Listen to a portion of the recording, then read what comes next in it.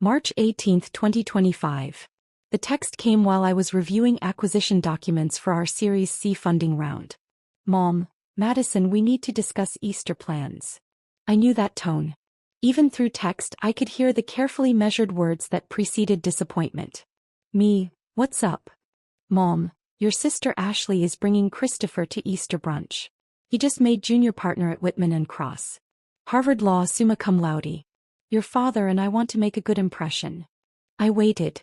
There was more coming. Mom, you understand this is important for Ashley's future. Christopher comes from a very prominent legal family. His father argued before the Supreme Court. We're hosting at the country club. Still waiting. Mom, perhaps it would be better if you sat this one out. You know how these attorneys are, very achievement-oriented. When they ask what you do, well, we don't want things to be awkward for Ashley. There was. Me, you're uninviting me from Easter because Ashley's fiancé is a lawyer? Mom, not uninviting. Just suggesting. You dropped out of law school, Madison. You work for some tech startup nobody's heard of. Christopher and his parents will be talking about cases, legal strategies, partnerships. You'll feel out of place. I looked at my office, floor-to-ceiling windows overlooking San Francisco Bay, my name on the door reading, Madison Harper, CEO and founder. On my desk sat the March issue of Forbes with my company on the cover.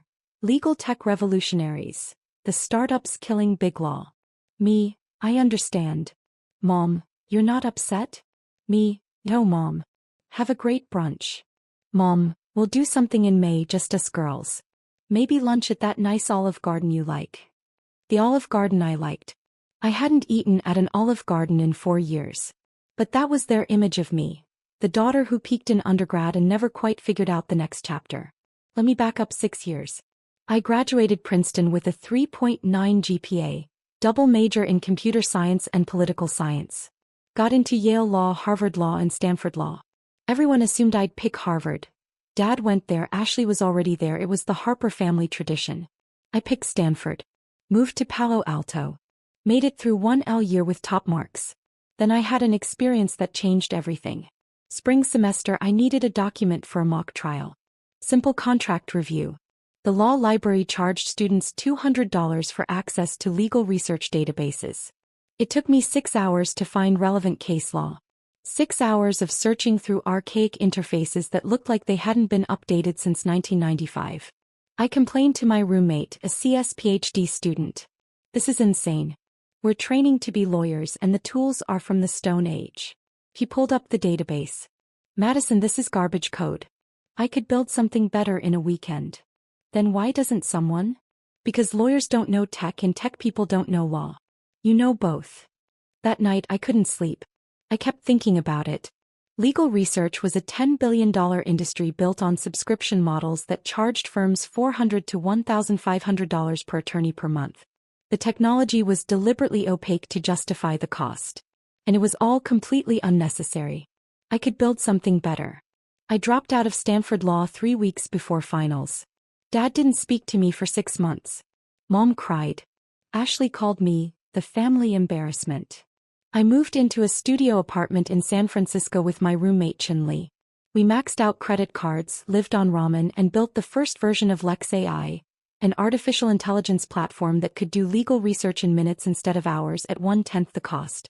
The first year was brutal. Law firms wouldn't meet with us. You're a dropout and a CS student. What do you know about legal research? Investors laughed us out of meetings. Legal tech? Lawyers hate change. Good luck with that. My family stopped asking about my life. At Thanksgiving year 1, Ashley was in her 2L year at Harvard. The family couldn't stop talking about her law review position, her summer associate offer at Whitman and Cross, her networking with federal judges. Mom turned to me. And Madison, are you still working on your little project? We just signed our first client. A small firm in Oakland. How nice. Her tone said it wasn't nice at all. Ashley, tell us more about the Whitman and Cross partner you impressed. Dad leaned in. Maybe you should go back to school, Madison. It's not too late. I could make some calls, get you into a good program. I'm building a company, Dad. You're wasting your Princeton degree on a fantasy. Ashley's going to be making $200,000 as a first-year associate. What are you making? Anything. I was making $30,000 a year and sleeping on an air mattress. But we had 12 clients and our AI was getting smarter every day. I'm figuring it out, I said quietly. Ashley smirked. Some of us don't have to figure it out. Some of us planned ahead. Year 2 we raised $2.3 million in seed funding. Silicon Valley investors who actually understood what we were building. Our client base grew to 200 small and mid-sized firms. Revenue hit $800,000. I hired 15 people. Rented an actual office. Started paying myself $75,000 a year. At Christmas, Ashley announced her engagement to Christopher Whitman IV. Yes, from that Whitman family. Harvard Law, junior partner track, family legacy going back 4 generations. The dinner was the Christopher show. His case wins. His partnership trajectory. His family's legal dynasty. His father's Supreme Court arguments. The Whitman name on buildings at Harvard. Mom kept glancing at me like I was a stain on the tablecloth. When Christopher politely asked what I did, Ashley jumped in. Madison dropped out of Stanford Law to start a tech company. It's cute. Legal tech actually, I said. We're disrupting legal research. Christopher's smile was patronizing. Disrupting? That's ambitious. The legal industry is pretty resistant to change. I've noticed. What's your revenue? About $800,000 this year. He nodded like I'd confirmed his worst suspicions. Small potatoes. Whitman and Cross bills $800,000 in a good week. Legal tech startups come and go. But firms like ours? We're institutions. Dad agreed enthusiastically. Exactly right. Madison, you should hear this. Christopher understands how the real legal world works. I bit my tongue and changed the subject. Later, Ashley cornered me. Stop trying to compete. You dropped out. You failed. Just accept it and move on. I didn't fail, Ashley. I chose a different path. A path to nowhere. Christopher makes more in bonuses than your entire company's revenue. Know your place. Year 3 was our breakthrough. We raised $28 million in series of funding. Signed our first big law client. A top 50 firm that cut their research costs by 60% using Lex AI. Then another. Then 12 more. Revenue hit $15 million. We had 120 employees. Tech publications started calling us the future of legal research. I was invited to speak at Stanford Law about legal innovation. I didn't tell my family. They'd stopped asking. At Easter year 3, Christopher and Ashley announced their wedding date, September 2025. Christopher's parents would be hosting an engagement party at their Connecticut estate. Very exclusive guest list, Mom said. Judges, senators, legal luminaries. I'm sure it'll be beautiful, I said. Well, Mom hesitated. It's really more for Christopher's professional circle. You understand. I wasn't invited to my own sister's engagement party. Ashley had the grace to look slightly guilty. It's just, Christopher's parents are very traditional. They asked for the guest list to reflect a certain caliber. I didn't meet the caliber requirements. Christopher added, no offense, Madison, but my father's firm represents Fortune 100 companies. The guests will be federal appellate judges, law school deans, managing partners. Your startup thing just doesn't really fit the atmosphere we're going for. I understand, I said. I did understand. I understood perfectly. Year 4 we went exponential. Series B funding, $95 million led by Sequoia Capital. Revenue, $67 million. Clients, 400 law firms including 12 of the AM Law 100. Employee count, 340. We expanded internationally. London office. Singapore office. Sydney. LexAI's AI could now draft contracts, predict case outcomes, automate due diligence, and do it all at speeds that made human associates obsolete for routine work. Big Law was terrified and adapting simultaneously, cutting associate hiring, slashing research budgets, restructuring their entire business model around our platform. The Wall Street Journal called. They wanted to do a feature for their April issue, the 30-year-old CEO killing Big Law's golden goose. The interview was scheduled for March. Publication date, Easter Sunday, March 31st. March 18th. The day Mom uninvited me from Easter. I sat in my office reading her text. Chinley knocked and entered. The Wall Street Journal photographer is here for your cover shoot. Cover. They upgraded from feature to cover story. Said your disruption numbers were too significant to bury on page 6. I looked at Mom's text again. Your father and I want to make a good impression. When they ask what you do, we don't want things awkward. Madison? You okay? I'm perfect. Let's do this shoot. The Wall Street Journal profile was comprehensive. 4 pages. Photos of our offices, our tech, me presenting at a legal tech conference to 3,000 attorneys. The headline, Legal Tech CEO Disrupts $50 billion industry, how Madison Harper's AI destroyed traditional legal research and made big law obsolete. Key quotes from the article. Harper's Lex AI has single-handedly forced the legal industry to confront technological irrelevance. Firms that once charged $400 per hour for junior associates to do research now use AI that works faster, cheaper, and more accurately. With $67 million in revenue and 400 major firm clients, Lex AI is valued at $580 million in the private market. Industry analysts predict a $2 to $3 billion valuation if Harper takes the company public. Her AI has eliminated an estimated 8,000 legal research positions while making legal services 60% more affordable for clients. Harper is unapologetic. If your job can be done better by an algorithm, you should learn to build algorithms. The article mentioned I dropped out of Stanford Law, but it framed it as visionary. While her classmates studied for the bar exam, Harper was building the technology that would make much of what they were learning obsolete. There was a sidebar, How Lex AI Works, with technical specifications that made our AI sound like science fiction. And photos. Me in our server room. Me with Chin Lee. Me speaking to the California Bar Association about the future of legal practice. The issue was scheduled to hit doorsteps Easter Sunday morning. March 30th, the day before Easter. My phone rang. Ashley. First time she called in 8 months. Madison, I need to ask you something. What's up? Christopher's firm. They've been talking about some legal tech company that's destroying their research department. Cutting associate positions. His dad is furious. Okay. Is that your company? Are you the one doing this? I smiled. Why do you ask? Because Christopher's father is having an emergency partners meeting about the Lex AI threat. They're trying to figure out how to compete. Are you Lex AI? I'm the CEO and founder, yes. Silence. Long silence. Ashley. You're the one putting attorneys out of work? Christopher's firm just laid off 30 associates because of your AI. Did Christopher make partner yet? What? No, he's still on track, but. Then tell him to learn to code. The legal industry is changing whether Whitman and Cross likes it or not. Madison, this isn't funny.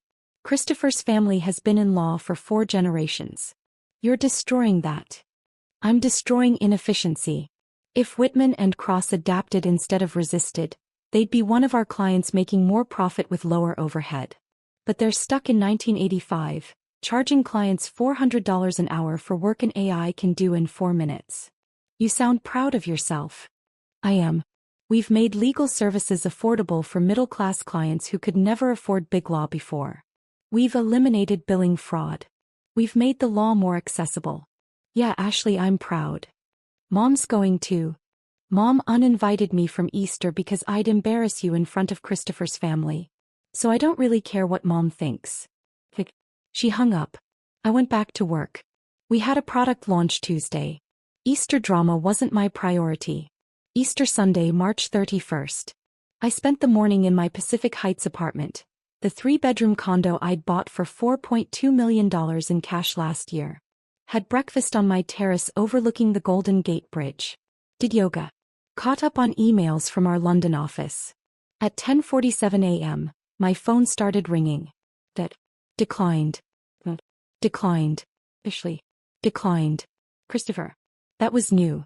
Declined. A number I didn't recognize with a Connecticut area code. Probably Christopher's father. Declined. The voicemails were spectacular. Dad, Madison, I'm holding the Wall Street Journal.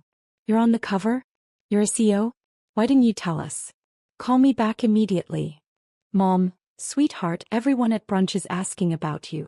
Christopher's father is here and he's very upset about your company. We need to talk about this. Why didn't you mention you were in the Wall Street Journal? Ashley, Madison, you've humiliated us. Christopher's father is furious. He's saying you're single-handedly destroying the legal profession. How could you do this to us? Christopher, Madison, we need to discuss your company's practices. My father wants to meet with you. Call me back. Unknown number, refined, angry voice. Ms. Harper, this is Christopher Whitman III. We need to have a serious conversation about your company's predatory impact on the legal industry. Call my office Monday morning. I poured mimosa and read the text. Ashley, everyone is staring at you. Ashley, Christopher's dad is livid. Ashley, Mom is crying. Ashley, how long have you been planning this? Mom, why didn't you tell us you were successful? We could have been supporting you. Dad, the managing partner of Christopher's firm is at our table. He's asking very pointed questions about you. Call me. Ashley, you did this on purpose. You planned this to ruin my Easter. I texted back to the family group chat. Happy Easter. Enjoy brunch. Then I muted the conversation. At 2 p.m. my doorbell rang. I checked the camera. Mom, Dad, and Ashley. They'd driven from the country club directly to San Francisco. Still in their Easter outfits. I almost didn't answer. But curiosity won. Madison. Mom rushed in, eyes red from crying. Why didn't you tell us? Dad was holding the Wall Street Journal like it was evidence at a trial. You're worth $580 million? Ashley looked like she'd been slapped. You let us think you were failing. I gestured to my living room. The custom furniture, the original art, the floor-to-ceiling windows with bridge views that screamed eight-figure success. Did you really think I was failing? Or did you just want to think that? Mom's eyes swept the apartment. This place must cost $4.2 million. I paid cash. Dad sank onto my $15,000 Italian leather sofa. You've been living like this and you never told us? You never asked. In 4 years, none of you asked a single question about my company. What we did. How we were doing. Nothing. That's not fair, Ashley protested. You were so secretive. I wasn't secretive. I was ignored. There's a difference. Madison, please. Mom's voice cracked. We didn't know. If you'd just told us. Told you what, Mom? That I was building something? I tried. Year 1, Thanksgiving, I mentioned my first client and you asked Ashley about law review. Year 2, Christmas, I mentioned our funding and Dad told me to go back to school. Year 3, Easter, I mentioned speaking at Stanford and Christopher lectured me about how real law works. The room went quiet. You decided I was the family failure, I continued. The daughter who dropped out. The disappointment. It was easier than being interested in what I was actually doing. But you could have, Ashley started. I could have what? Forced you to care? Beg for your attention? I was busy building a company that's revolutionizing an entire industry. I didn't have time to convince my family I was worth their time. Dad found his voice. Madison, I'm sorry. We made assumptions. But you have to understand, Ashley was at Harvard getting on law review, landing these prestigious positions. And I was building something that makes law review obsolete. But you couldn't see that because you were too busy being proud of Ashley's conventional success to notice my unconventional success was bigger. Ashley's face flushed. Bigger? You're destroying the legal profession. I'm disrupting inefficiency. There's a difference. Christopher's father says you're putting good attorneys out of work. I'm putting inefficient business models out of work. Attorneys who adapt are thriving. The ones who refuse to evolve are struggling. That's called progress. That's called being ruthless, Ashley snapped. Do you know what it was like at brunch? Christopher's father reading about you, getting angrier with every paragraph? His partners asking me how my sister could betray the legal profession? Mom crying because she didn't know her own daughter was on the cover of the Wall Street Journal. Sounds uncomfortable.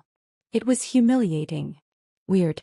That's exactly how I felt when you uninvited me so I wouldn't embarrass you in front of Christopher's important lawyer family.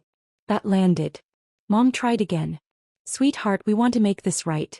We want to be part of your success. We're proud of you. Are you? Are you proud of me or are you proud of the Wall Street Journal cover? Because those are different things. Both.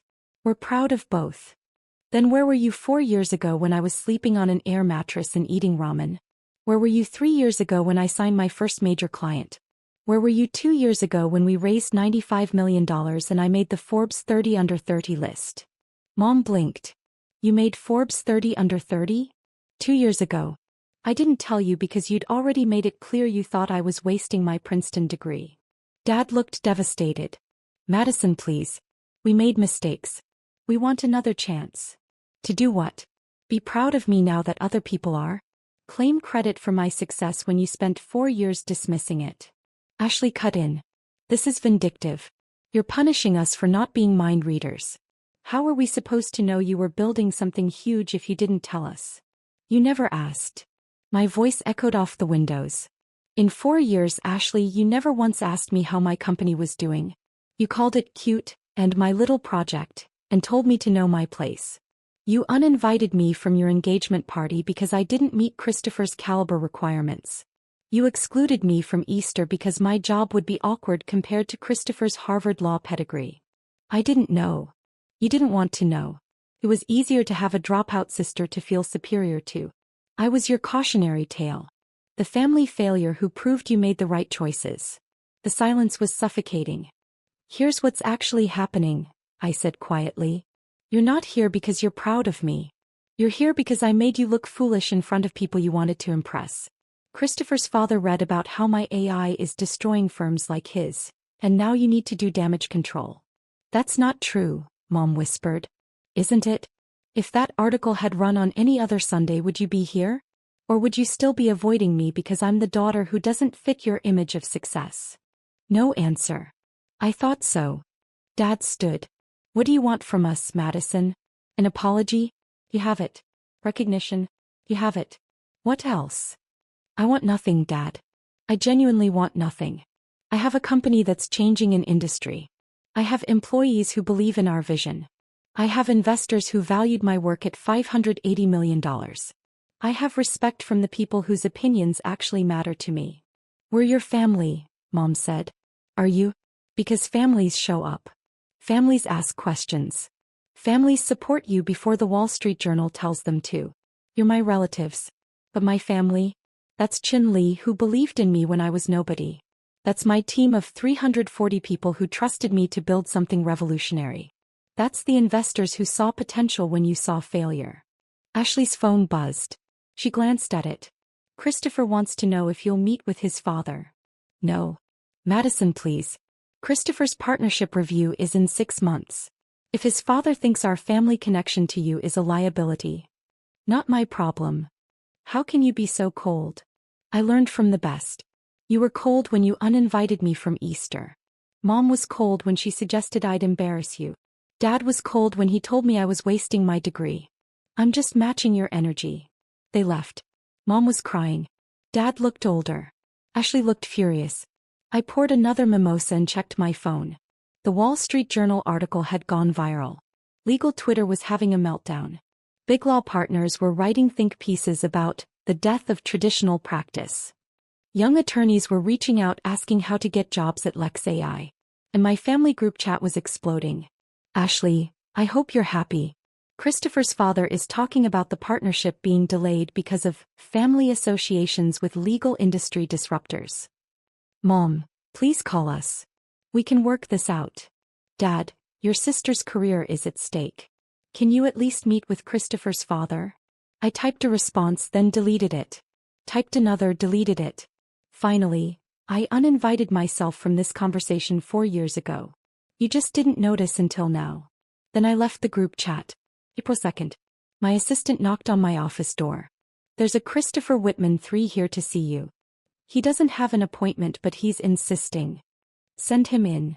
Christopher Whitman 3 was exactly what I expected. Silver hair, $5,000 suit, presence that filled a room. The kind of man who'd argued before the Supreme Court and expected everyone to remember it. Ms. Harper. Thank you for seeing me. I'm curious what you want to say. He sat without being invited. I'll be direct. Your technology is destroying the business model my family has built over 4 generations. Associates we've trained are being laid off. Research departments we've invested in are obsolete. You're dismantling the legal profession. I'm dismantling inefficiency. The legal profession will adapt. You're 29 years old with no law degree and you're lecturing me about the legal profession? I have a Princeton degree in poli-sci, 3 years of law school, and I built an AI that does legal research better than any associate at Whitman and Cross. So yes, I'm lecturing you. His jaw tightened. I want you to understand what you've done to my family. My son's partnership is now in jeopardy because of his association with you through your sister.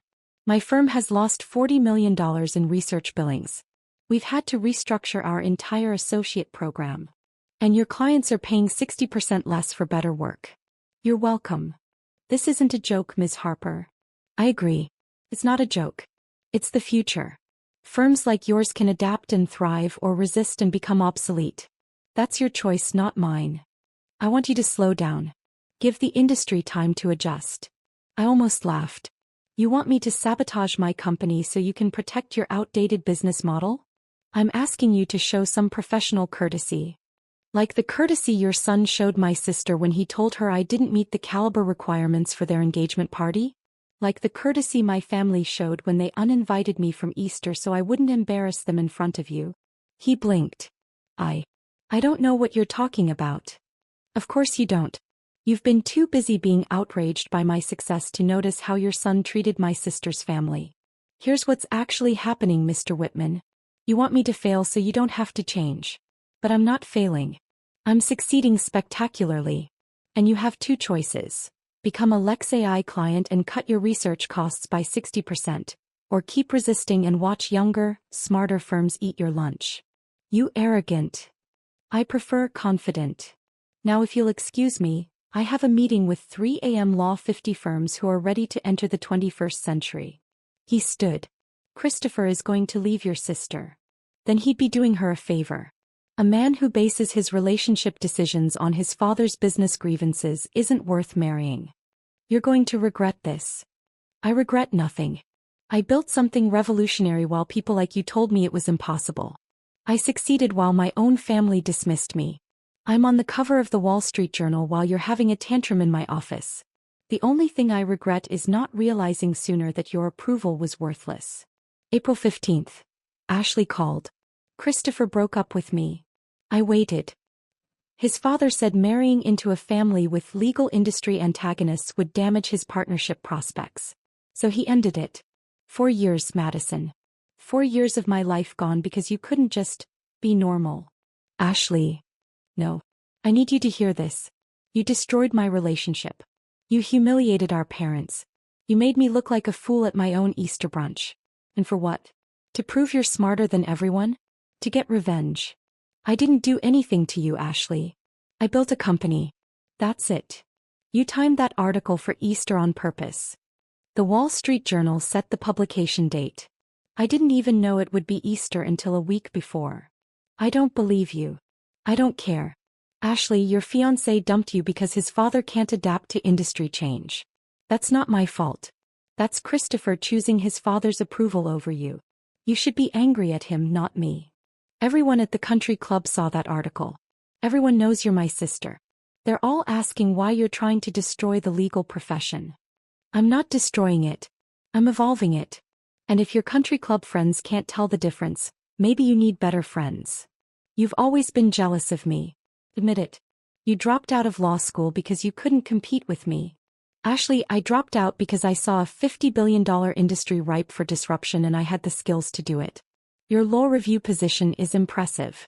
My $580 million company valuation is transformative. Those aren't the same thing. I hate you.